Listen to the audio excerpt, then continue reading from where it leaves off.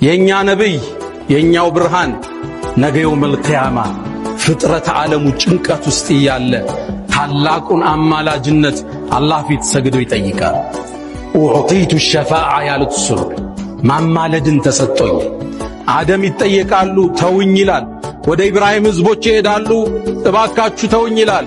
ወደ ሙሳ ወደ ዒሳ ሁሉን ነቢያት ይጠየቃል፣ እኔን ተውኝ ይላል። ታዲያ ወደ ማነድ? እዝሃቡ ኢላ ሙሐመድ ይባላል። ፍጥረት ዓለም ወደ ነቢዩ ይመጣል።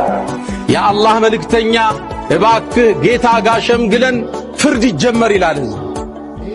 ዓርሽ ስር ሄጄ እደፋለሁ ይላሉ ነቢዩ ዓለይሂ ሰላቱ ወሰላም።